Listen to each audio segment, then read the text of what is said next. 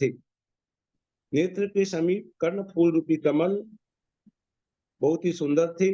वह श्रीमती अपने मुख कमल के ऊपर काली अलकावली को धारण किए हुई थी। अलकावली अर्थात संवारे हुए बालों की पंक्तियां उसको धारण किए हुई थी। वह कुछ नीचे की ओर लटके हुए कोमल और कुटिल केश पाश को धारण कर रही थी, जिससे ऐसी जान पड़ती थी मानो काले सर्प के लंबाईमान शरीर को धारण किए हुए चंदन वृक्ष की लता ही हो। इस प्रकार श्रीमती के सौंदर्य की उपमा उसके नखों से लेकर उसके केश तक की और वज्ररंग की सौंदर्य का वर्णन केश से लेकर चरण तक किया।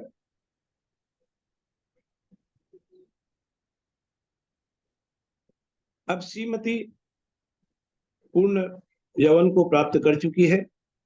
आगे बता रहे हैं कि किसी एक दिन श्रीमती अपने राजभवन में सो रही थी, पेज नंबर 127। उसी समय एक विचित्र घटना हुई कि उस नगर के मनोहर नाम के उद्यान में श्री यशोधर गुरु विराजमान थे। उनको केवल ज्ञान प्राप्त हो गया, इसलिए स्वर्ग के देव अपनी विभूति के साथ विमानों पर आरूढ़ होकर उन केवल ज्ञानी मुनिराज की पूजा करने के लिए आए थे। बजते हुए दुंदुभी बाजों के शब्द से दसों दिशाओं को व्याप्त करता हुआ देवों के हर्ष से उत्पन्न होने वाला बड़ा भारी कोलाहल हो रहा था। वह श्रीमती प्रातः काल के समय इस कोलाहल को सुनकर उठी और मेघों की गर्जना सुनकर डरी हुई हंसनी के समान भयभीत हो गई। उस समय जब उसने देवों के आगमन को देखा तो उसे शीघ्र ही पूर्व जन्म का स्मरण हो आया कि मैं भी किसी समय स्वर्ग में देवी थी। या उसे जाति स्मरण हो गया और वह मूर्छित हो गई। उसकी सखियों ने शीतलोपचार आदि किया। उस समय अनेक आशंकाएं करती हुई सखियों ने बार बार उसका कारण पूछा, उसकी मूर्छा का कारण, लेकिन वह मौन धारण करके चुपचाप बैठी रही। उसने कुछ भी नहीं कहा।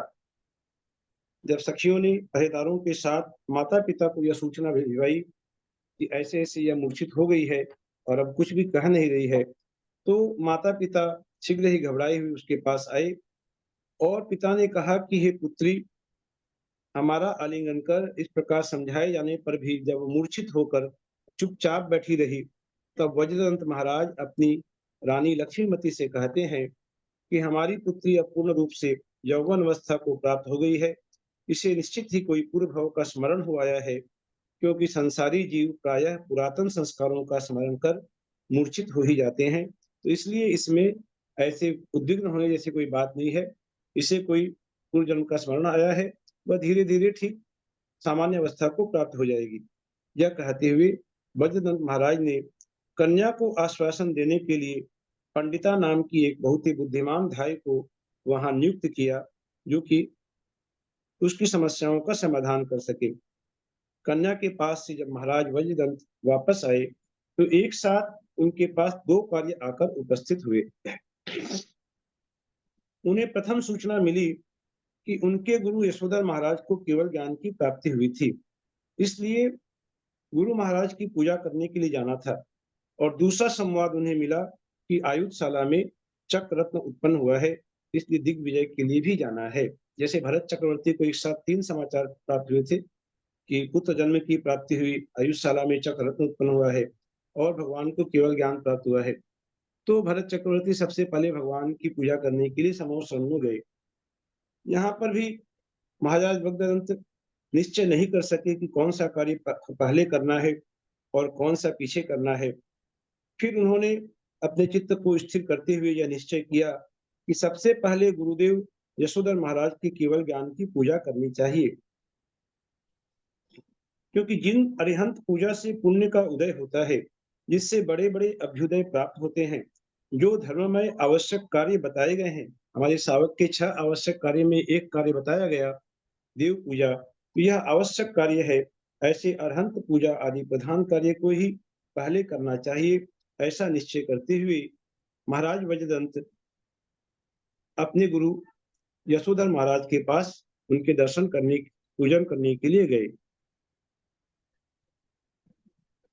यशोधर गुरु के चरणों में वज्रदंत महाराज ने जो ही प्रणाम किया, त्यों ही उन्हें अवधि ज्ञान प्राप्त हो गया। उस अवधि ज्ञान से राजा ने जान लिया कि मैं पूर्व भव में अच्युत स्वर्ग का इंद्र था। यह जो श्रीमती के पिता पूर्व भव में कौन थे, यदि ऐसा प्रश्न आए तो वे अच्युत स्वर्ग के इंद्र थे, और यह मेरी पुत्री ललितांग देवी की स्वयं प्रभा नाम की प्रिया है। यह सब उन्होंने अवधि ज्ञान से जान लिया। यह जी फिर अब पूछेंगे अच्युत स्वर्ग का कौन से नंबर का इंद्र हुए है? अच्युत स्वर्ग का इंद्र माने 16वें स्वर्ग का इंद्र था। बस इंद्र 16। सबसे बड़ा पद जो है इंद्र का, उसमें थे वे, इंद्र पद हाँ, को प्राप्त थे। हाँ। भैया जी ये जो अच्युत स्वर्ग का इंद्र मतलब ये भी पहले स्वर्ग में थे, ललित श्रीमती हाँ के पिताजी जो थे हाँ, ये भी श्रीमती के पिता 16 के लिए स्वर्ग कहा के जा देव थे, रहा है। हाँ, 16 स्वर्ग ललितांग के देव देव तो थे। एहसान से का देव था, और ये 16वें स्वर्ग के हाँ इंद्र वो थे तो दूसरे में उनके थे। पिता। हाँ ये हम्म 16 स्वर्ग। ये ज्ञान उन्हें अवधि ज्ञान से ये उनको स्मरण में आ गया। 16 सर के इंद्र वज्रदंत ना। हाँ जी, वज्रदंत। हाँ। इंद्र के समान कांति का धारक वह चक्रवर्ती अब वहां से लौट करके आता है और चक्ररत्न की पूजा करता है। चक्ररत्न की जो आयुधशाला में जो चक्ररत्न उत्पन्न हुआ है उसकी पूजा करके हाथी घोड़ा रथ पियादे देव और विद्याधर इस प्रकार पटंग षटंग सेना, षडंग सेना माने 6 प्रकार की सेना, सदंग सेना लिखा है यहाँ पर श्लोक नंबर 113 में। वे 6 प्रकार की सेना क्या हुई? हाथी घोड़ा रथ पियादे, पियादे माने पैदल, देव और विद्याधर, ये 6 प्रकार की सेना के साथ दिशाओं को जीतने के लिए वह चला गया। जो कि चक्रवर्ती का नियोग होता है कि जब आयुषशाला में चक्र उत्पन्न होता है तो दिग्विजय करने के लिए निकलते हैं, तो यह भी उसी कार्य के लिए वह निकल गया। इधर एकांत में श्रीमती को समझाने के लिए जो पंडिता नाम की धाय जिसे उसके वज्र बाहु ने जिसे नियुक्त किया था, वह पंडिताधर नाम की धाय बहुत ही चतुर वचन कहने लगी। उसने बड़े प्यार से श्रीमती के अंगों का स्पर्श किया, क्योंकि किसी से भी वश में करने के लिए जोर जबरदस्ती से काम नहीं होता है, बहुत प्यार से समझाने से सारी बातें निकाली जा सकती है। तो वह बहुत चतुर थी पंडिता।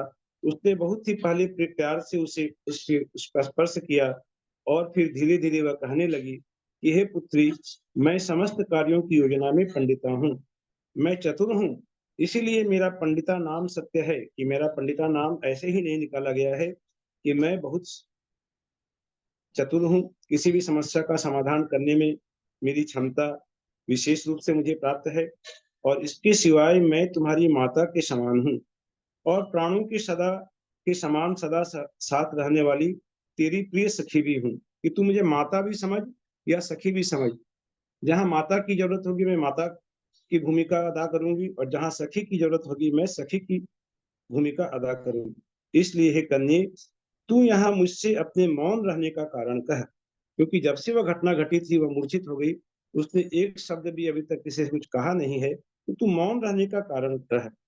क्योंकि यह प्रसिद्ध है कि रोग माता से नहीं छिपाया जाता। वह पहले ही कह दी कि मैं तेरी माता के समान हूँ, और पुत्री कभी माता से अपने रोग को नहीं छुपाती, सारी दुनिया से छिपा लेती है, लेकिन माता से वह सारी बात जो कि तो कह देती है। तो तू मुझे अपने मन की चेष्टाओं का क्या है उसका हाल कह। हे सखी, अब वो उसे सखी कहकर संबोधित करती है कि हे सखी, क्या यह काम का उन्माद है या किसी ग्रह की पीड़ा है? प्रायः करके यौवन के प्रारंभ में काम रूपी ग्रह का उपद्रव हुआ ही करता है। इस प्रकार बहुत प्रेम से समझाते हुए जब पंडिता ने उसे पूछा, तब उसने अपने मौन को भंग किया। तो मुख नीचा करके श्रीमती कहने लगी कि यह सच है कि मैं ऐसे वचन किसी के भी सामने नहीं कह सकती, क्योंकि मेरा हृदय लज्जा से पराधीन हो रहा है। तुम्हारे साथ में कहती हुई मैं लज्जित नहीं होती हूँ, क्योंकि तुम्हें मैं अपना मानती हूँ। तो बात यह है कि आज देवों का आगमन देखने से मुझे अपने पूर्व भाव की चरित्र का स्मरण हो आया है। वह पूर्व भाव का चरित्र कैसा है, वह कथा कैसी है, इन सब बातों को मैं विस्तार के साथ कहती हूँ। अब वह श्रीमती पहले अपने पूर्व भाव को कहती है, जो कि बहुत प्रेरणास्पद कथा है। ये कथा हमें बहुत ध्यान से सुननी चाहिए। वह कथा अपनी कथा कहती है। क्या कथा कहती है? जो उसे जाति स्मरण से सब कुछ स्मरण में आ गया है कि मध्यलोक में धात्रीखंड नाम का एक महाद्वीप है। इस द्वीप के पूर्व मेरु से पश्चिम दिशा की ओर स्थित विदेश क्षेत्र में गंधेला नाम का देश है। उस देश में नागदत्त नाम का एक वैश्य रहता था और उस वैश्य की स्त्री का नाम सुमति था। उन दोनों के नंद, नंदीमित्र, नंदीसेन, वरसेन और जयसेन ये 5 पुत्र तथा मदनकांता और श्रीकांता नाम की 2 पुत्रियां उत्पन्न हुई। पूर्व भाव में मैं इन्हीं के घर निर्नामा नाम की सबसे छोटी पुत्री हुई। अर्थात 2 पुत्रियों के नाम बता दिए, मदनकांता और श्रीकांता, और सबसे छोटी पुत्री हुई निर्नामा। क्योंकि ये वैश्य के घर में ये सब उत्पन्न हुए हैं, कोई राजा के घर की बात नहीं चल रही है, वैश्य के घर में ये उत्पन्न हुए हैं। किसी दिन तो ये मैंने 2 पुत्रियां बोली तो नाम तो 3 हो गए ना, हाँ, तो उनको लेके, वो अपने को लेके अपना नाम, 2 पुत्रियां अपने को छोड़ के बताया उसने, और स्वयं को बताया कि मैं सबसे छोटी पुत्री हूँ। तो इससे अपने ये माने लगा लेना चाहिए कि भाई 3 पुत्रियां थी उस वैश्य के, मदनकांता, श्रीकांता और निर्नामा, वह स्वयं निर्नामा। किसी दिन अवधि ज्ञान से सहित तथा अनेक विधियों से विभूषित पिहिताश्व नाम के मुनिराज के मैंने दर्शन किए, और स्वयं करी निर्नामा ने दर्शन किए। दर्शन और नमस्कार कर उनसे पूछा कि मैं किस कर्म से इस दरिद्र कुल में उत्पन्न ये हुई हूँ। इसमें इनके कुल संतान पूछे, नागदत्त जी के तो 8 संतान हुई, 5 पुत्र और 3 जी, पुत्रियां। 5 पुत्र और 3 पुत्रियां, हाँ जी, 8 संतान हुई। तो जिस वैश्य कुल में वहां उनका जन्म हुआ था, वह दरिद्र था वह वैश्य, और वह जाकर मुनिराज से पूछती कि ऐसा कौन सा कारण है कि मैं इस दरिद्र कुल में उत्पन्न हुई हूँ, कृपा कर आप मुझे इसका कारण कहें। तो मुनिराज बहुत मधुर वाणी में कहने लगे कि हे पुत्री, पूर्व भाव में तू अपने कर्मोदय से इसी देश के पलाल पर्वत नामक ग्राम में देवीर नामक नाम के पटेल की स्त्री के उदर से धनसी नाम की प्रसिद्ध पुत्री हुई थी। अर्थात पूर्व भाव में तू दरिद्र नहीं थी, पूर्व भाव में वह देवी पटेल की सुमति स्त्री से धनसी नाम की स्त्री हुई थी। उस समय यह ये धन धान्य से निर्नामा का संपन्न, पूर्व भव है क्या? निर्नामा का पुत्र पूर्व निर्नामा भव का बता रहे हैं पूर्व क्या? भाव मुनिराज बता रहे हैं, हाँ जी। माने श्रीमती का पूर्व भाव हो गया निर्नामा, और निर्नामा का पूर्व भाव और आगे बता, और पीछे जाके बता रहे हैं, जिसका नाम था उसका धनश्री, ये धनश्री नाम की पुत्री थी। अब इसका अपराध क्या था कि वह पूछ रही है कि मैं क्यों दरिद्र कुल में उत्पन्न हुई। तो क्या अपराध किया, ये मुनिराज बता रहे हैं कि किसी दिन तूने पाठ करते हुए समाधिगुप्त मुनिराज के पास मरे हुए कुत्ते का दुर्गंधित कलेवर डाला था, और अपने इस अज्ञानपूर्ण कार्य से बड़ी खुश भी हुई थी। डाला था तो डाला था, डालकर बड़ी खुश हुई थी कि कितना बड़ा क्या तीर मार लिया, ऐसा उससे खुशी हुई, प्रसन्नता हुई। यह देखकर मुनिराज ने उस समय तुझे उपदेश दिया। क्या उपदेश दिया कि हे बालिके, तूने यह बहुत ही विरुद्ध कार्य किया है। जिस मुनिराज के पास कलेवर डाला था, वे मुनिराज कह रहे हैं कि तूने यह बहुत ही विरुद्ध कार्य किया है। भविष्य में उदय के समय यह तुझे बहुत दुखदाई और कटुक फल देगा, कि यह तुम्हें आज समझ में नहीं आ रहा है, लेकिन जब यह उदय में आएगा तेरा यह कर्म, तो ये तुझे बहुत सताएगा, तुझे बहुत दुख देगा। अर्थात यहाँ पर मुनिराज उसको भविष्य में होने वाले जो वो दुख उसे होंगे, उनकी चिंता से मुनिराज का हृदय द्रवित हो रहा है। मुनिराज के पास कुत्ते का कलेवर डाल दिया, उसके लेकर मुनिराज बिल्कुल भी उद्विग्न नहीं है, लेकिन उसको कह रहा है, बालिके कह के संबोधित कर रहे हैं कि हे बालिके, तूने ये बहुत विरुद्ध कार्य किया, तूने ये जो कार्य किया है ये उचित कार्य नहीं है, और उस बालिका को कौन से दुख भोगने पड़ेंगे, इस बात को स्मरण करके मुनिराज का चित्त उद्विग्न हो रहा है। और कह रहे हैं मुनिराज कि पूज्य पुरुषों का किया हुआ अपमान अन्य पर्याय में भी अधिक संताप देता है। मुनिराज के ऐसा कहने पर उस धनसी ने, जिसने अज्ञानतावश ऐसा कार्य किया था, उसने बार बार अपने अपराधों की क्षमा मांगी और कहा कि हे भगवान, मैंने यह कार्य अज्ञानतावश किया है, इसलिए क्षमा किया जाए। उस उपसम भाव से क्षमा मांग लेने से तुझे कुछ थोड़ा सा पुण्य प्राप्त हुआ था। उपसम भाव से उसने क्षमा मांगी, अर्थात मोह कर्म के उपसम होने से आत्मा की जो अवस्था होती है, उसे उपसम भाव कहते हैं। कि मोह कर्म का क्षय तो नहीं हुआ था, लेकिन कुछ शांत जरूर हुआ था, उपसम हुआ था।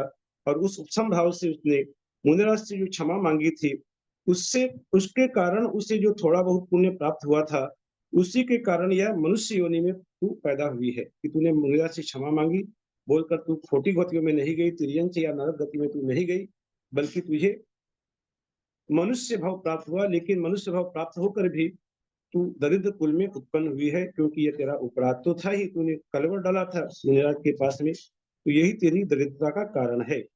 इसलिए अब इस दरिद्रता को दूर करने का उपाय क्या है, ये मुनिराज बता रहे हैं कि हे कल्याणी, तू जिनेन्द्र गुण संपत्ति और शुद्ध ज्ञान, इन 2 उपवास व्रतों को क्रम से ग्रहण करो। बहुत ही सुंदर उपवास बताए मुनिराज ने कि उपवास धारण करो जिससे कि तेरे कर्म कटेंगे।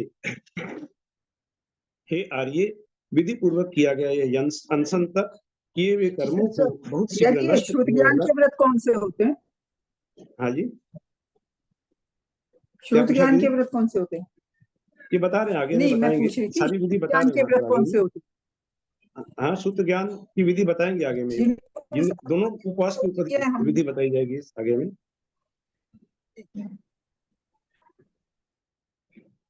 शुद्ध ज्ञान जो जिनवाणी का ज्ञान, उसका जिनवाणी जो के होते हैं श्रुत स्कंद हाँ, के उपवास। हाँ,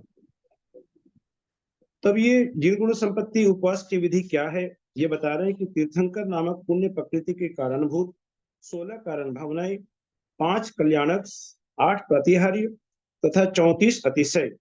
34 अतिशय अर्थात 10 जन्म के, 10 केवल ज्ञान के और 14 देवकृत अतिशय। ये 34 अतिशय इन 63 गुणों को उद्देश्य कर, ये 63 गुणों का यहाँ ब्रेकअप बता दिया कि 16 कारण भावनाएं 16, 5 कल्याणक 16 और 5 21, 8 प्रतिहार हो गए 29, और 29 के बाद 34 और जोड़ देंगे तो 63। तो इन 63 गुणों को उद्देश्य कर जो उपवास किया जाता है उसे जिनेन्द्र गुण संपत्ति कहते हैं। इस व्रत में जिनेन्द्र भगवान के 63 गुणों को लक्ष्य कर 63 उपवास किए जाते हैं। इसकी विधि इस प्रकार है, ये बता रहे हैं कि 16 कारण भावनाओं की 16 प्रतिपदा के उपवास होते हैं। प्रतिपदा अर्थात जो एकम का दिन होता है, शुक्ल पक्ष की एकम, ये 16 प्रतिपदा के 16 उपवास, और पंच कल्याणक की 5 पंचमी, 5 पंचमी के उपवास, 8 प्रतिहारियों की 8 अष्टमी, और 34 अतिशयों के 20 दशमी के उपवास होते हैं, और 14 चतुर्दशी के उपवास। ये मिलाकर 63 उपवास किए जाते हैं, जो कि जिन गुण संपत्ति उपवास जिसे कहते हैं। ये मुनिराज ने उस निर्नामा को उपाय बताया, और इस प्रकार से जिनेन्द्र गुण संपत्ति नाम के व्रत में 63 उपवास करना चाहिए, ऐसा गणधर आदि मुनियों ने कहा है। अब आगे शुद्ध ज्ञान नाम के उपवास का स्वरूप कहा जाता है कि 28, 11, 2, 88, 1, 14, 5, 6, 2 और 1, ये पेज नंबर 132 लेंगे। इस प्रकार मति ज्ञान आदि भेदों की 158 संख्या होती है। उनके नाम के अनुसार इनका क्रम इस प्रकार बताया कि मति ज्ञान के 28, अंगों के 11, परिकर्म के 2, सूत्र के 88, अनुयोग का 1, पूर्व के 14, चूलिका के 5, अवधि ज्ञान के 6, मन पर्य ज्ञान के 2 और केवल ज्ञान का 1। इस प्रकार ज्ञान के इन 158 भेदों की प्रतीति कर जो 158 दिन का उपवास किया जाता है उसे शुद्ध ज्ञान उपवास व्रत कहते हैं। हे पुत्री, तू भी विधि पूर्वक ऊपर कहे हुए दोनों अनशन व्रतों को आचरण कर। ये कथा सुना रही है वो श्रीमती, अपने पूर्वजन्म की कथा किसे सुना रही है? पंडिताधारी को सुना रही है कि मेरे पूर्वजन्म में क्या हुआ था, ये बता रही है कि ऐसा ऐसा मेरे साथ हुआ। तो जो मुनिराज जो निर्णवा को बता रहे हैं, वे कहते हैं मुनिराज कि हे पुत्री, इन दोनों व्रतों का मुख्य फल क्या है कि केवल ज्ञान की प्राप्ति, और गौण फल है स्वर्ग आदि की प्राप्ति। हे कल्याणी, देख, मुनि शाप देने तथा अनुग्रह करने दोनों में समर्थ होते हैं।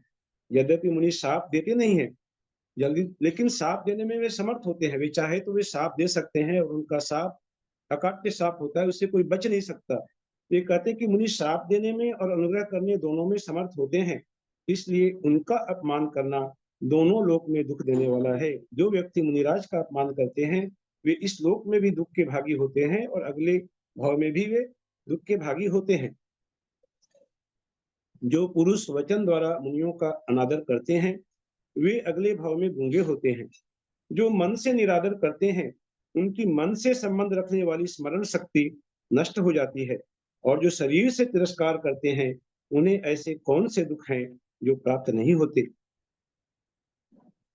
हे मुग्धे, जो मनुष्य श्रुत ज्ञान व्रत की तिथि नहीं बताई। शुद्ध ज्ञान व्रत की तो मैंने आपको बताया ना, जो लिखा हुआ है वही है, इसके अलावा तो हाँ, वही तिथि नहीं बताई, खाली ऐसे ही दिया मति ज्ञान के 28 अंगों के हाँ, 11 मति ज्ञान के 28 बताया ना, अंग के 11 है, परिक्रम के 2 लिखा हुआ है हाँ इसमें, सूत्र के 88 पूरा का हाँ पूरा ब्रेकअप दिया है। अब उसको ज्यादा एक्सप्लेन तो फिर दीदी ज्यादा अच्छे से करेंगी ये वर्णन तो। ये आपके गोमट सार का ही विषय है विशेष करके, तो वही ज्यादा अच्छे से समझाएंगे। हाँ, वही तिथि, जैसे जिन संपत्ति की जो तिथि दी है, इसमें तिथि नहीं दी इनकी। हाँ, ये यहाँ पर पूरा लिख दिया है, देखिए कि मति ज्ञान के 28 पूरा ब्रेकअप दे दिया है, जो 158 उपवास है उसका सारा का सारा ब्रेकअप दे दिया है। बाकी आप दीदी से समझ लीजिएगा कभी गोमट सर की क्लास में या कहीं भी। तो मैं जो कह रहा था कि मुनिराज कहते हैं कि विरोध रूपी वायु से प्रेरित हुई, दुर्वचन रूपी तिलकों से भरी हुई और क्षमा रूपी भस्म से ढकी हुई क्रोध रूपी अग्नि को जो प्रज्वलित करते हैं, जो मनुष्य इस प्रकार का कार्य करते हैं, उनके द्वारा दोनों लोकों में होने वाला अपना कौन सा हित नष्ट नहीं होता। इस प्रकार मैं मुनिराज के हितकारी वचन मानकर जिनेन्द्र गुण संपत्ति तथा शुद्ध ज्ञान नामक दोनों व्रतों के विधि पूर्वक उपवास कर आयु के अंत में स्वर्ग गई। वहां ललितांग देवी की स्वयं प्रभा नाम की मनोहर महादेवी हुई और वहां से ललितांग देवी के साथ मध्य लोक में आकर मैंने व्रत देने वाले पिहिताश्व गुरु की पूजा की। वह इन व्रतों के प्रभाव से वह स्वर्ग गई, वहां ललितांग देवी की देवी हुई और देवी अवस्था में वह आकर उसने नीचे आकर मध्य लोक में आकर पिहिताश्व मुनि की पूजा की, उनका सत्कार किया, क्योंकि उन्होंने इसका इतना बड़ा कल्याण किया था। उनकी कृपा से उसे उसके ये कर्म कटे और उसे स्वर्ग में देवी पद मिला, तो उन गुरु की उसने पूजा भी की। यही मेरी पूर्व भव की कथा है। वसीमती कहती कि यही मेरी पूर्व भव की कथा है। ललितांग देव के स्वर्ग से च्युत होने पर मैं 6 महीने तक जिन देव की पूजा करती रही, फिर वहां से चलकर यहाँ उत्पन्न हुई हूँ। इस प्रकार उसने सारी बातें कह सुनाई और फिर कहती है, हे सखी देख, यह ललितांग अब भी मेरे मन में निवास कर रहा है। ऐसा मालूम होता है मानो किसी ने टांकी द्वारा उकेर कर सदा के लिए मेरे मन में स्थिर कर दिया हो। टांकी कहते हैं छेनी को, जिस प्रकार छेनी से किसी वस्तु को उकेरा जाता है तो वह कभी भी मिटती नहीं है, वह एकदम बिल्कुल अमिट हो जाती है। कोई नाम आदि जो बर्तन में लिखते हैं तो छेनी से, तो वे नाम एकदम हमेशा हमेशा के लिए हो जाते हैं, जब तक वह बर्तन है वह नाम उसके अंदर में अंकित है। तो ऐसे वह कहता है कि वह कह रही है कि मेरे मन में स्थिर हो गया है उसका नाम।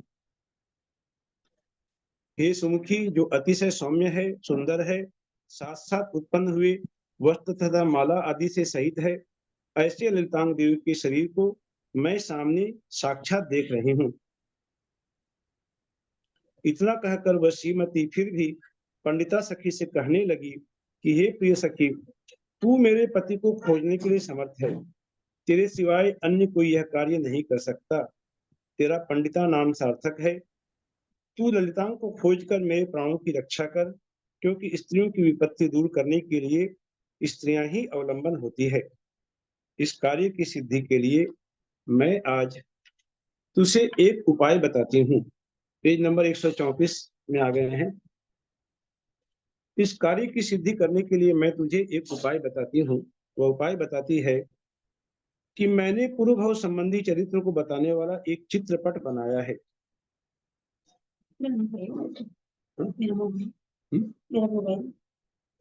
इसके सिवाय वह धूर्त मनुष्यों के मन को भ्रांति डालने वाला है। हे सखी, तू इसे लेकर जा। जो चित्रपट उसने बताया वह बता रही है कि तू इसे लेकर जा और मेरे पति को खोजने में यह चित्रपट काफी सहायक होगा। कि जो झूठ मूठ मेरा पति बनना चाहे उनसे तू गूढ़ विषय पूछना। जब वे उत्तर न दे सके तो उन्हें अपने मंद हास्य से लज्जित कर देना। इस प्रकार जब वह श्रीमती कह चुकी, तब ईषत हास्य की किरणों के बहाने पुष्पांजलि बिखेरती हुई पंडिता सखी, ईषत हास्य के बहाने अर्थात मंद हास्य के बहाने, मंद हास्य की किरणों के बहाने वह मंद मंद मुस्कान बिखेरती हुई वह पंडिता उसके चित्त को आश्वासन देने वाले वचन कहती है कि हे मधुर भाषिणी, मेरे रहते हुए तेरे चित्त को संताप नहीं हो सकता। क्योंकि आम्र मंजरी के रहते हुए कोयल को दुख कैसे हो सकता है। हे सखी, जिस प्रकार कवि की बुद्धि अनेक भावों को सूचित करने वाले उत्तम अर्थ को और लक्ष्मी जिस प्रकार उद्योगशाली मनुष्य को खोज लाती है, उसी प्रकार मैं भी तेरे पति को खोज लाती हूँ।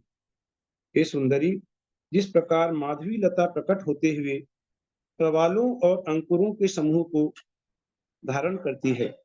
प्रवाल अर्थात नए मुलायम पत्ते जो होते हैं उन्हें प्रवाल कहते हैं। तो माधवी लता प्रकट होते हुए जिस प्रकार नए मुलायम पत्ते और अंकुरों के समूह को धारण करती है, उसी प्रकार तू अनेक प्रकार के आभरणों के विन्यास को धारण कर। अब तेरी चिंता का कोई कारण नहीं, मैं गई और तेरा समाधान करके मैं आ गई। इस प्रकार समझा बुझाकर वह श्रीमती के द्वारा चित्रपट को लेकर शीघ्र ही महापूत नाम के मंदिर की ओर गई। यह जिन मंदिर रत्नों की किरणों के शोभायमान अपने ऊंचे उठे हुए शिखरों से ऐसा जान पड़ता था मानो फण ऊंचा किए हुए शेष नाग ही संतुष्ट होकर पाताल लोक से निकला हो।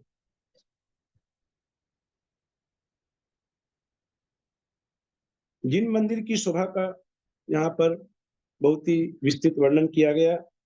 जिन मंदिर की शोभा का वर्णन करते हुए सबसे पहले आचार्य कहते हैं कि मंदिर की दीवारें ठीक वेश्याओं के समान थी, और उसकी उपमा दे दी वेश्याओं के समान। मंदिर की दीवारों की उपमा बड़ी विचित्र लगती होगी, सुनने में अटपटी लग रही होगी कि ऐसी क्या उपमा दे दी। लेकिन यहाँ पर आचार्य महाराज बता रहे हैं कि जिस प्रकार वेश्याएं वर्ण संकरता से उत्पन्न हुई। वर्ण संकरता अर्थात जो किसी भी जाति एक जाति के लोग दूसरी जाति के साथ जो विवाह कर लेते हैं, उनके साथ आपस में संबंध बना लेते हैं, उसे वर्ण संकरता कहते हैं। क्योंकि अभी बहुत तेजी से यह प्रचलित हो रहा है, सभी समाज में सभी जगह ऐसा हो रहा है। तो ये वर्ण संकरता वेश्याओं के साथ होती है कि उनके साथ कोई ऐसी मर्यादा नहीं है, वे किसी के साथ भी संबंध बना लेती हैं। तो कह रही जिस प्रकार वेश्याएं वर्ण संकरता से उत्पन्न हुई तथा अनेक आश्चर्यकारी कार्यों से सहित होकर संसार के कामी पुरुषों का चित्त हरण करती हैं, उसी प्रकार मंदिर की दीवारें भी वर्ण संकरता।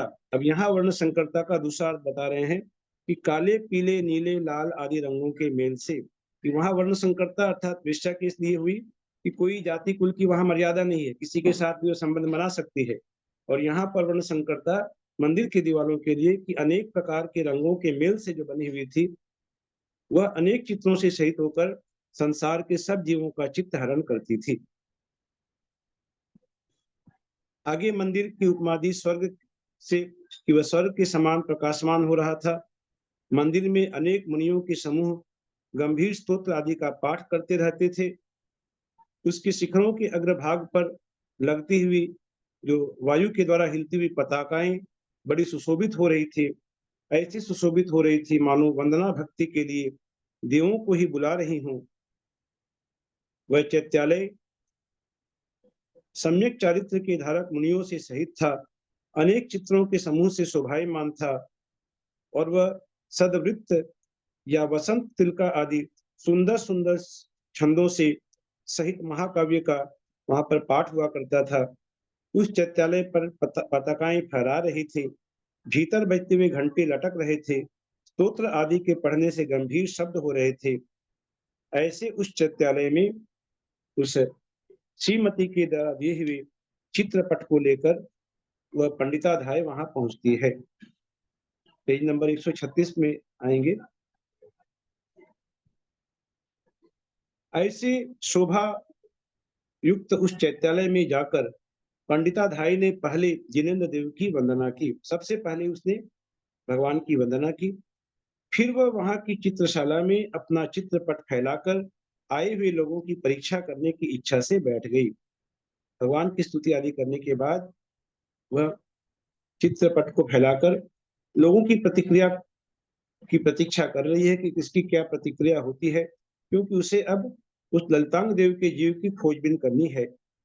बहुत से लोग वहां पर उस चित्रपट को देखने लगे, जोर जोर से कुछ न कुछ कहने लगे।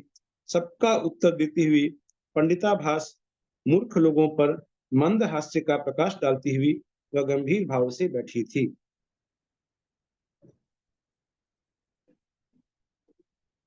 ऐसे समय में मनुष्य विद्याधर और देव जिसे नमस्कार करते हैं, ऐसा वज्रदंत चक्रवर्ती दिग्विजय से वापस लौटा। कि जिस वज्रदंत के बारे में हमने पढ़ा था कि वह दिशाओं को जीतने के लिए गया था, वह अपना कार्य करके वापस लौटा।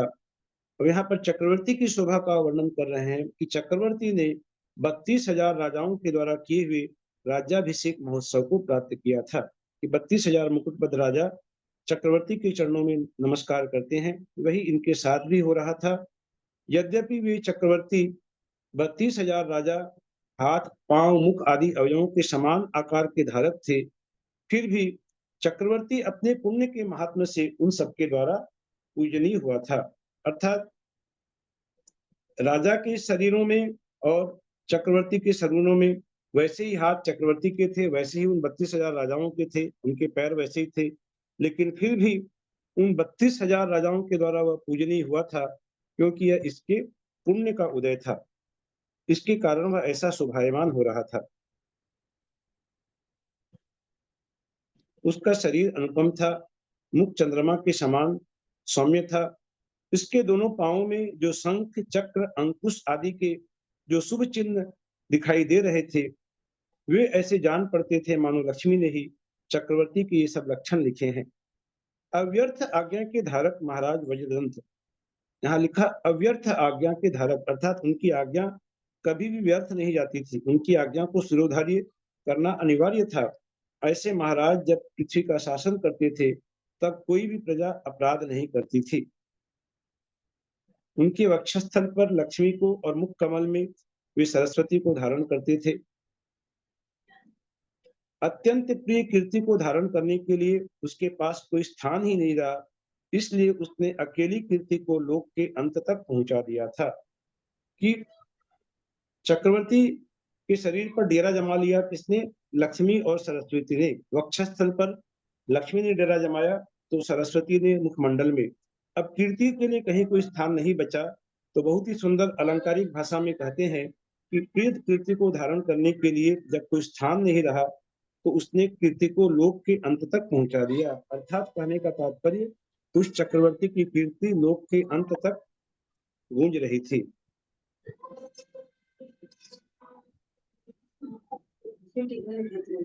पुण्य रूपी कल्प वृक्ष के बड़े से बड़े फल इतने ही होते हैं। यह बात सूचित करने के लिए ही मानो उस चक्रवर्ती के 14 महारत्न प्रकट हुए थे। कि 14 रत्न होते हैं चक्रवर्ती के, 7 चेतन और 7 अचेतन रत्न होते हैं, यह नियम है। तो ये कह रहे कि उस चक्रवर्ती के 14 महारत्न प्रकट हुए थे। उसके यहाँ पुण्य की राशि के समान 9 अक्षय निधियां प्रकट हुई थी। उन निधियों से उसका भंडार हमेशा भरा रहता था। वह पुण्यवान चक्रवर्ती 6 खंडों से शोभित पृथ्वी का पालन करता हुआ चिरकाल तक 10 प्रकार के भोग भोगता रहा। 10 प्रकार के भोग क्या है, ये भी यहाँ नीचे सब लिखा है। नीचे पन्ना जी ने अपने रिमार्क में सब दिया है।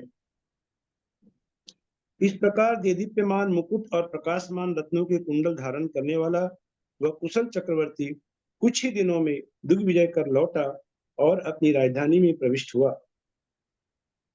समस्त कार्य कर चुकने पर भी जिसके हृदय में पुत्री श्रीमती के विवाह की कुछ चिंता विद्यमान है, अर्थात पुत्री पूर्ण यौवनवती हो चुकी है, उसका विवाह करना है, यह बात दिग्विजय के पहले भी उन्होंने अपनी पत्नी से कहा, और जब वह मूर्छित हो गई थी तो वह भी उनके मन में चिंता थी। तो दिग्विजय करने के बावजूद भी उनके मन में कहीं यह चल रहा था कि पुत्री का विवाह करना है, ये चिंता उनके मन में चल रही थी। जिसकी सेना के लोगों ने लवंग की लताओं से व्याप्त समुद्र तट के वनों में चंदन लताओं का चूर्ण किया है, जिन्होंने विजात पर्वत की गुफाओं को स्वच्छ कर उनमें आश्रय प्राप्त किया है, ऐसा वह सर्वत्र विजय प्राप्त करने वाला वज्रदंत चक्रवर्ती अपने पुण्य के फल से प्राप्त हुई पृथ्वी का चिरकाल तक पालन करता रहा। दिग्विजय के समय जो समुद्र के समीप वन वेदिका के मध्य भाग को प्राप्त हुआ था, जिसने विजात पर्वत के तटों का उल्लंघन किया था, जिसने तरंगों से चंचल समुद्र की स्त्री रूप गंगा और सिंधु नदी को पार किया था, और जिसने हिम्मत कुलाचल की ऊंचाई को तिरस्कृत किया था, ये सब वर्णन हमें इस आदि पुराण में बहुत विस्तार से पढ़ने को मिलेगा। यहाँ पर वज्रदंत चक्रवर्ती के प्रसंग में बहुत संक्षेप से यह दिया है कि विजात पर्वत की गुफाओं को स्वच्छ कर उसमें आश्रय प्राप्त किया, और जिसने वन वेदिका के मध्य भाग को प्राप्त हुआ, विजात पर्वत के तटों का उल्लंघन किया, स्त्री रूप गंगा और सिंधु नदी को पार किया, हिम्मत कुलाचल की ऊंचाई को तिरस्कृत किया, उस पर अपना अधिकार किया। ये सब वर्णन जब भरत चक्रवर्ती का वर्णन आएगा, हमें दूसरे भाग में पढ़ने को मिलेगा। तो दूसरे भाग का बहुत अधिकांश भाग चक्रवर्ती की जो दिग्विजय कथा है इसके अंदर में दिया गया है, और भरत चक्रवर्ती किस प्रकार चक्रवर्ती दिग्विजय करते हैं एक एक करके हमें सब विस्तार से पढ़ने को मिलेगा। तो ऐसे ही यहाँ वज्रजंग चक्रवर्ती, जिन्होंने हिम्मत कुलाचल की ऊंचाई को तिरस्कृत किया, उस पर अपना अधिकार किया, ऐसा वह जिन शासन का ज्ञाता वज्रदंत चक्रवर्ती समस्त दिशाओं को जीतकर चक्रवर्ती की पूर्ण लक्ष्मी को प्राप्त हुआ। जय बोलो देवाधिदेव आदिनाथ भगवान की जय। इस प्रकार यहाँ हम लोगों ने पढ़ा कि वह पंडिताध्याय जिसने चित्रपट को मंदिर के आंगन में फैला दिया था, और उस चित्रपट के माध्यम से वह ललितांग देव की खोज करने के लिए वहां पर आई है। और इसी बीच वज्रदंत चक्रवर्ती जो कि दिग्विजय करके लौटे हैं, तो चक्रवर्ती की क्या विभूति होती है यह भी यहाँ संक्षेप में बताया गया है। और इसके बाद आगे वह ललितांग देव का जीव जो कि वज्रजंग नाम से पैदा हुआ है, उत्पन्न हुआ है, वज्रजंग जब आएगा चित्रपट को वह देखेगा वहां पर मंदिर में, और किस प्रकार वज्रजंग और श्रीमती का मिलन होगा, आपस में उनका विवाह आदि होगा, ये सब हम लोग अगले 7वें पर्व में पढ़ेंगे। बोलो महावीर भगवान की जय। 7वें पर्व का 2 भाग में इसकी परीक्षा होगी। ये 300 से ऊपर श्लोक हैं, तो लगभग 150 से ऊपर का एक भाग है, उसके बाद अगला भाग है। 2 भाग में इसका रिवीजन और इससे परीक्षा होगी। हाँ तो भैया जी ये कब मंडे को करेंगे क्या? नहीं दीदी, मैं खाली कोशिश करूंगा, यही कह सकता हूँ।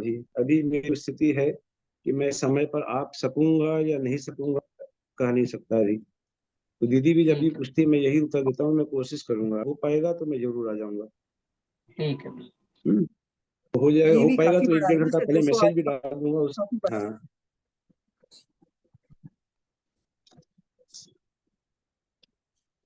जब भी जिस दिन भी संभव होगा मैं आ जाऊंगा, 1-1.5 घंटा पहले से दे करके फिर अपने शुरू कर लेंगे इस काम को।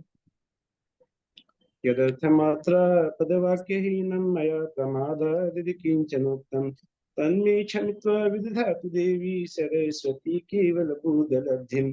बोधि समाधि परिणाम शुद्धि स्वात्मोपलब्धि श्री सौख्य सिद्धि। चिंतामणिं चिंतित वस्तुदाने तां वन्दे मानस्य ममास्तु देवी।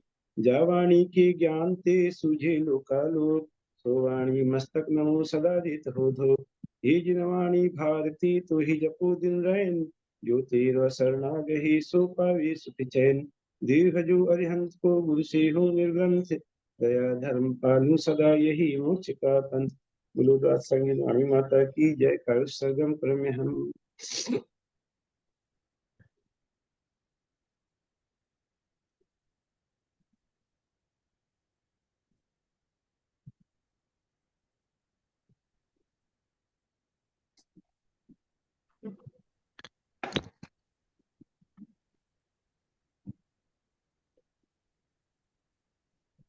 भाई सबको सादर जय हिंद, सबको नमस्कार।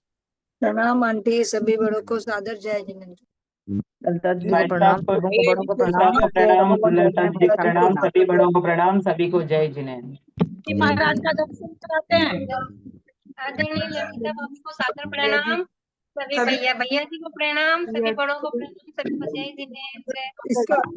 इसका लिंक भैया जी अभी डाल दोगे, शाम को डालोगे रात को? 1 मिनट रुको आंटी, माता जी का महाराज जी का दर्शन करा रही है, देख लो।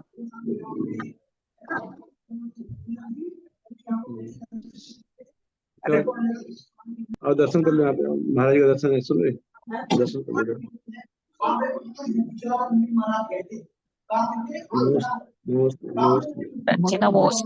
कौन से महाराज जी?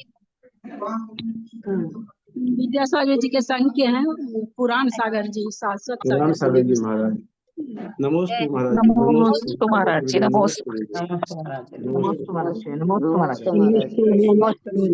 एक बार फिर से दिखा दीजिए। दर्शन तो नहीं हुए अभी महाराज जी। हुए दर्शन हो गए